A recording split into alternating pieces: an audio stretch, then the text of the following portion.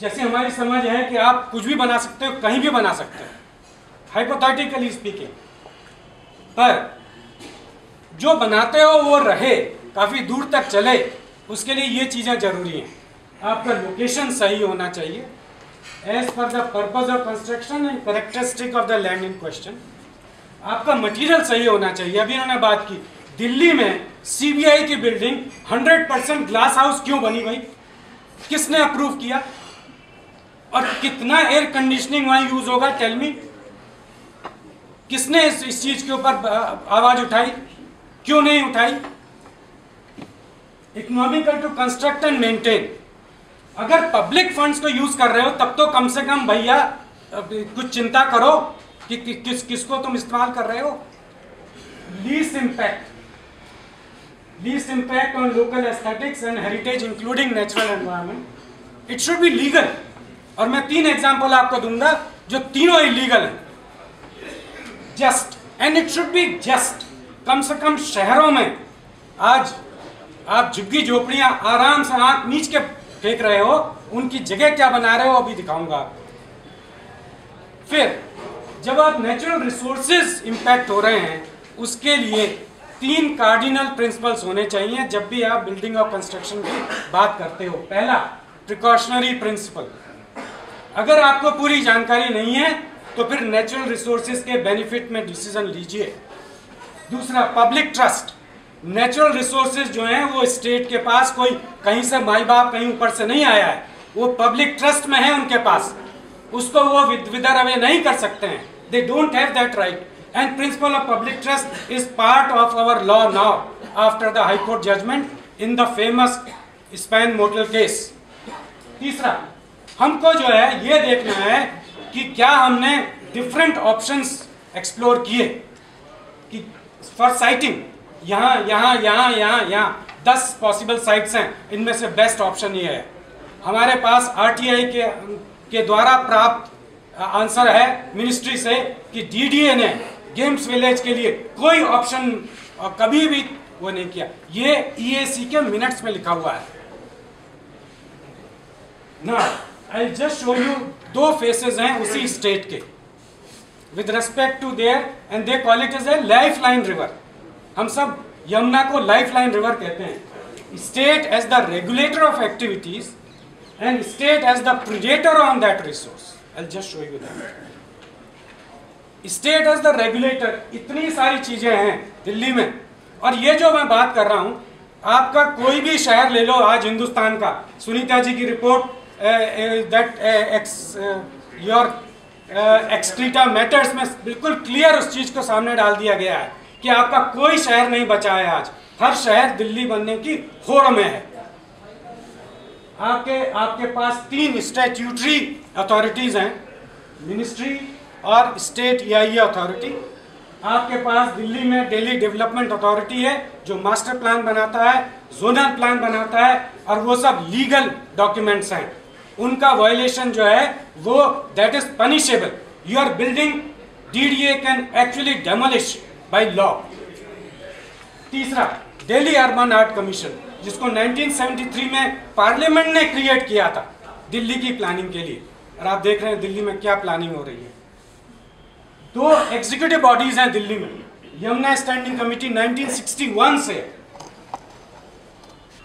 Yamuna river development authority, जब बहुत हल्ला मचा दिल्ली में कॉमनवेल्थ गेम्स विलेज को लेकर और बाकी चीजों को लेके, मेट्रो को लेके, तब प्राइम मिनिस्टर ने ये बॉडी बनाई थी 2007 में। और आज ये बॉडी कहती है हम एग्जिस्ट ही नहीं करते हैं, क्योंकि हम तो हाई पावर्ड कमेटी थे, हमने अपनी रिपोर्ट दे दी, अब हम एग्जिस्ट ही नहीं करते हैं। जबकि उनके पैरा 2D में क्लियरली लिखा हुआ है आप एग्जिस्ट करेंगे तब तक जब तक स्टैट्यूटरी अथॉरिटी कॉन्स्टिट्यूट नहीं होती रिवर यमुना के लिए। हमको समझ में नहीं आता कि अपने TOR को भी नहीं पढ़ते हैं लोग। फिर हाई कोर्ट ऑफ दिल्ली ने in disgust, actually if you read that order, in disgust उन्होंने जो है जस्टिस उषा मेहरा कमेटी बनाई। और परसों मुझे फोन आया कमेटी से कि भैया हेल्प करो, हम एग्जिस्ट करते भी हैं कि नहीं करते हैं। क्योंकि जिस केस में ये कमेटी बनी थी वो केस जो है सुप्रीम कोर्ट ने डिस्पोज ऑफ कर दिया है। हाई कोर्ट ने हमें बताया नहीं कि तुम हो कि नहीं हो, हमको तनख्वाह भी नहीं मिल रही, Now look at how we are dealing with our own regulatory agencies. Now let us look at this city. देखिए, आप किसी भी शहर की प्लानिंग के लिए सबसे पहले ये होना चाहिए आपका टोपोग्राफिकल मैप, क्योंकि your topographical map tells you what you can do and what you can not do. इसको देखिए आप, ये दिल्ली का टोपोग्राफिकल मैप है। रिवर यमुना इस तरह से दिल्ली में बहती है, ये ईस्ट दिल्ली है, ये वेस्ट दिल्ली है। अब कोई मतलब जिसकी आंख बहुत कमजोर हो वो भी बता सकता है कि ईस्ट दिल्ली में क्या कर सकते हैं और क्या नहीं कर सकते। East Delhi is the low lying area of this city and the example is this is a map of NCT from 1872, उन्होंने रिक्रिएट किया है। और 1872 के नक्शे में आप देखिए ईस्ट दिल्ली यमुना के उस पार सिर्फ एक एरिया था, पटपड़गंज, कुछ नहीं था। लोग बात बेवकूफ नहीं थे क्योंकि हर साल बाढ़ आती थी, तो यहां कोई नहीं बसा। ऊपर भी आप देखिए कोई नहीं बसा, यहां कोई नहीं बसा। ये सब लो लाइन एरियाज है, कौन बेवकूफ वहां बसने जाएगा। बट नो, जब प्लानिंग हुआ, जब प्लान डेवलपमेंट शुरू हुआ, आजादी मिली हमें, तो हमने दिल्ली को ये बना दिया, वही दिल्ली। अब आप देखिए east Delhi has the highest density of human population in this city today. हुआ क्या है कि 50s में ये वाला, इसको हम नोएडा लिंक रोड कहते हैं, ये एम्बैंकमेंट बनाया और ये पूरा का पूरा फ्लड प्लेन खा गए। चलो खा गए, ये बचा, इसको मास्टर प्लान में कहते हैं जोन ओ, नॉट जोन 0। वैसे डीडीए चाहता है ये जोन 0 कहलाया जाए, पर इसको कहते हैं जोन ओ। ये ऑन रिकॉर्ड, सुनीता जी उस कमेटी की चेयरमैन थी, ऑन रिकॉर्ड ये जो ये जो आप सामने देख रहे हैं, ये सिर्फ अर्बन एरिया है दिल्ली का, नदी का। इसके ऊपर 26 किलोमीटर है वजीराबाद बैराज के ऊपर, दिल्ली में नदी, और इसके नीचे 1.5 किलोमीटर है। वजीराबाद बैराज और ओखला बैराज के बीच में ये 22 किलोमीटर का अर्बन रिवर है। ये बचा हुआ अर्बन रिवर है, जैसे आप देख सकते हैं। और ये जो स्थिति है, ये स्थिति थी लेट 1990s में। लेट 1990s में ये स्थिति थी। लग रहा है कि 97 स्क्वायर किलोमीटर का ये जोन ओ शायद सुरक्षित था, पर अगर इसको आप क्लोजली देखेंगे तो ये कहीं से भी सुरक्षित नहीं था, क्योंकि इसको खाने की पूरी तैयारी हो चुकी थी। कैसे हो चुकी थी? ये आप जो भी देख रहे हो पुल, ये कोई भी पुल नहीं है। पुल तो सिर्फ मात्र इतना सा है, बाकी सब रेज्ड एम्बैंकमेंट्स हैं। These are all raised roads. Now you can see, अगर इस तरह से raised embankments होते हैं, and Delhi, let me tell you, in 2010 7,44,000 cusec पानी ऊपर से आया। Delhi is a floodable city. जब फ्लड आते हैं 2010 में, हमने सब देखा, मैं आपको पिक्चर भी दिखाऊंगा। ये सब जो है क्रॉस एम्बैंकमेंट के रूप में काम करते हैं। कौन सा इंजीनियर ये कह सकता है कि ये क्रॉस एम्बैंकमेंट बनने चाहिए थे? पर इसके पीछे एक वो थी, साजिश थी। साजिश क्या थी? ये क्रॉस एम्बैंकमेंट बनाओ और फिर इस सब लैंड को धीरे धीरे खाओ। वही साजिश थी, और उसमें वो काफी हद तक सक्सेसफुल भी हुए। कैसे, मैं बताता हूं। ये है दिसंबर 2000 का पिक्चर, उसी का, उसका छोटा सा पोर्शन है। ये ऊपर वाला जो आपको दिख रहा है वो ITO बैराज है, और ये जो है निजामुद्दीन है, ये रेलवे ब्रिज है, यहाँ पर DND निकलता है, ये रिंग रोड है, और ये आपका नोएडा लिंक रोड है ना। अगर आप देखें 2000 दिसंबर में रिलेटिवली ये सेफ था।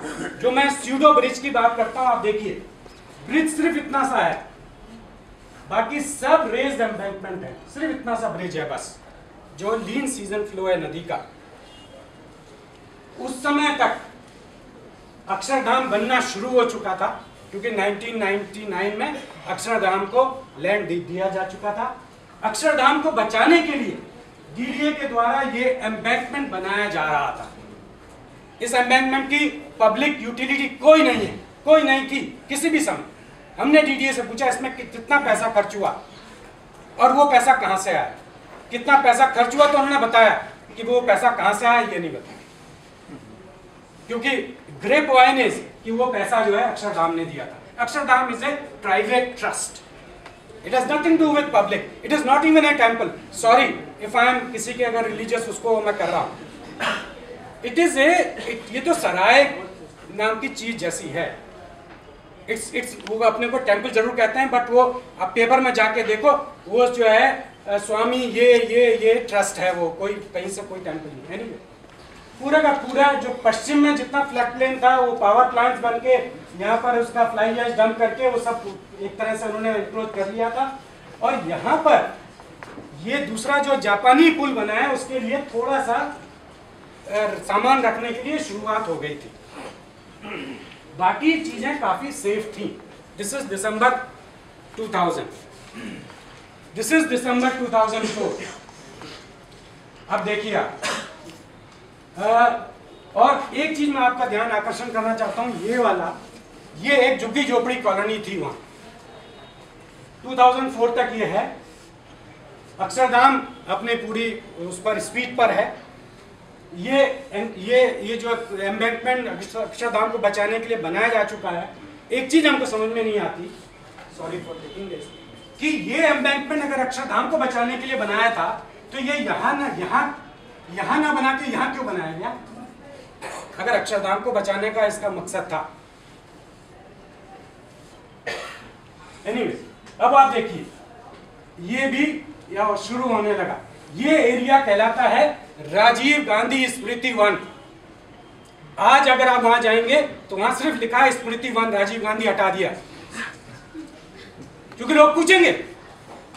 तो ये जो एरिया है, ये पूरा का पूरा एरिया राजीव गांधी स्मृति वन के रूप में, जो लास्ट मास्टर प्लान था उसमें इसको राजीव गांधी स्मृति वन के रूप में बढ़ाना था.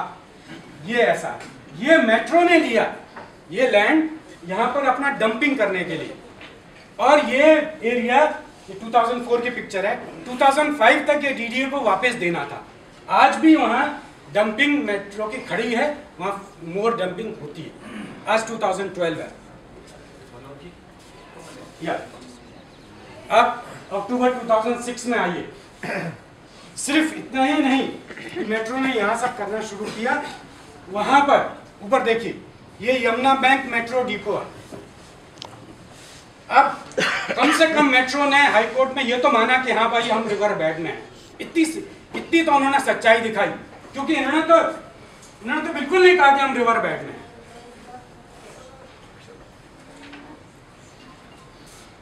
फिर आगे देखिए, वो पूरा हो गया. दिस इज जनवरी 2010. और अब ये देखिए सब खाना शुरू हो गया. एंड ये this is a very funny structure. 16 hectare Delhi truck दिया, हमसे पूछा बगैर. साहब हमको क्या मालूम, डीडीए ने हमको लैंड दी, हमने सोचा डीडीए ने सब ले लिए होंगे. This is how construction has been happening in the city.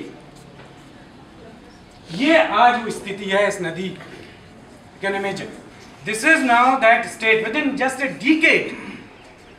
decade, this is what has happened to that. Now जब कॉमनवेल्थ गेम्स प्लान हो रहा था तो क्या ये लोगों को समझ में नहीं आया कि जितने वेन्यू हैं वो सब वेस्ट में है, सिर्फ एक वेन्यू ईस्ट में था, तो क्यों नहीं गेम्स विलेज वेस्ट में होना चाहिए था. नाउ ये तो एक फंडामेंटल क्वेश्चन है. पर ये देखिए आप, ये जवाहरलाल नेहरू स्टेडियम है. इसमें सब कुछ होना था, सब कुछ फोकस इसके अराउंड था. इसके पास में दुनिया भर की जगह थी. इसके पास में ये लोधी रोड के सब स्ट्रक्चर्स हैं which are beyond their life. They could have been rebuilt for the games village. बिल्कुल, the athletes would have walked to the stadium. This was suggested well in time to DDA.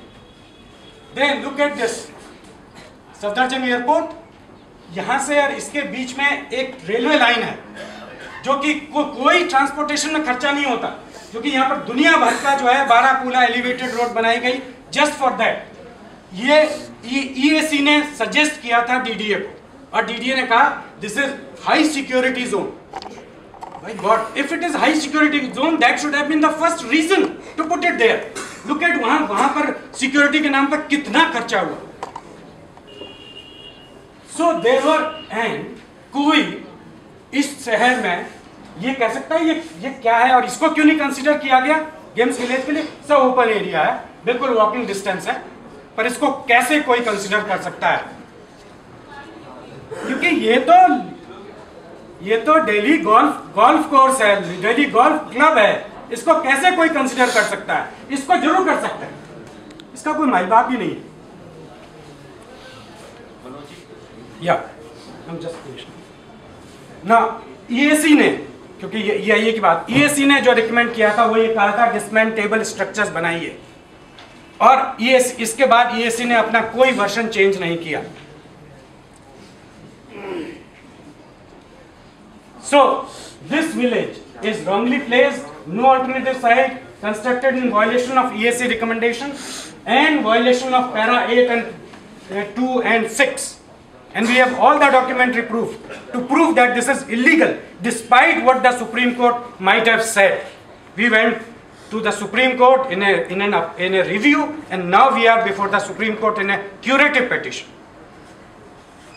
Then led to 2 more wrong constructions.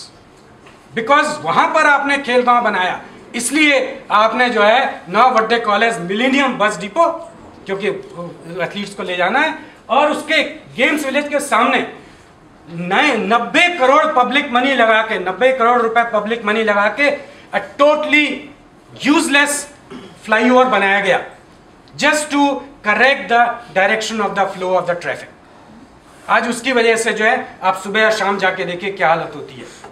Now, come September 2010, and जब हम सबसे पहले गए थे lieutenant governor के पास, हमने साहब यही कहा, प्लीज सोचिए अगर सितंबर 2010 में डिकेडल फ्लड आया है इस शहर का तो क्या होगा? He said pray, and we prayed. This was the state of the city in September 2010. पूरा का पूरा flood plain was full of water, and this was the state of your games village, your Akshardham, your bus depot, and this is very funny structure. This is a residential tower of DMRC created in the river bed against all possible norms. इसके पास DDA का act violet किया है, इसने दुनिया भर के बाकी act violet किए हैं, और इसके पास तो कुछ भी नहीं है। इस बस डिपो के पास कुछ नहीं है, मात्र लेफ्टिनेंट गवर्नर की एक चिट्ठी की 15 दिन के लिए आप यहां पर आइडल बस पार्किंग कर सकते हैं, बस। That is the only letter it has got, और कुछ नहीं है। और ये खड़ा है आज, और हाई कोर्ट में बिल्कुल डंके की चोट पे कहता है कि इस लैंड, ये तो फ्लड प्लेन है ही नहीं, इस लैंड का जो लैंड यूज है वो इंडस्ट्रियल है। डीडीए कहता है कि इसका लैंड यूज जो है वो ग्रीन है। Have finished. So just 4 ponderables. EIA, क्योंकि गेम्स विलेज का EIA हुआ था। EIA क्यों प्रोजेक्ट प्रोपोनेंट के द्वारा कराया जाता है? क्योंकि वो कभी भी ऑब्जेक्टिव एंड फेयर नहीं हो सकता। Why are structures on the river other than dams? Why are they not part of the EIA system? Why are railway projects not included in EIA? DMRC कहता है अरे हम तो we are a railway project, जब चाहते हैं वो railway project बन जाते हैं, जब चाहते हैं अर्बन डेवलपमेंट प्रोजेक्ट बन जाते हैं। वो कहते हैं हमको तो एनवायरमेंटल क्लियरेंस चाहिए नहीं। भैया स्टैट्यूट में कोई चीज लिखी है, दूसरा कॉमन सेंस भी कुछ होता है, नहीं होता। आपका जो प्रोजेक्ट है रिवर बेड में अगर बन रहा है तो उसका एनवायरमेंट इंपैक्ट क्यों नहीं होगा? फिर why is there no post project EIA? हम प्री प्रोजेक्ट EIA की दुनिया भर की बात करते हैं, ये होगा, बट जब बन गया उसके बाद एक्चुअली क्या होगा इसकी कोई बात नहीं। क्यों? ये देखिए बराज बनने से क्या हो जाता है कई बार, just final slide sir, sorry. ये हथनीकुंड बराज है, और लोग दिल्ली में समझते हैं दिल्ली में नदी एग्जिस्ट करती है। इवन सुनीता जी की रिपोर्ट में भी ये लिखा हुआ है। माय डियर फ्रेंड, दिल्ली में कोई नदी एग्जिस्ट नहीं करती है, क्योंकि नदी तो हथनीकुंड से मात्र 15 किलोमीटर के बाद ही मर जाती है। जब हथनी 200 किलोमीटर ऊपर नदी नहीं है तो दिल्ली में नदी कहां से हो सकती है? ये एक बहुत बड़ा छलावा है सबके द्वारा, हरियाणा दिल्ली के द्वारा इस शहर को दिया हुआ, क्योंकि ड्रेन नंबर 8 दिल्ली के पीने का पानी पल्ला गांव में नदी में डाल देता है और वो जाके वजीराबाद में इकट्ठा हो जाता है और लोगों को लगता है कि भाई दिल्ली में नदी है। तो हम क्या कर रहे हैं, हम जिसको लाइफ लाइन कहते हैं, this is exactly what we are doing. We are creating very good situations for the heart attack and failures of our cities. Thank you very much.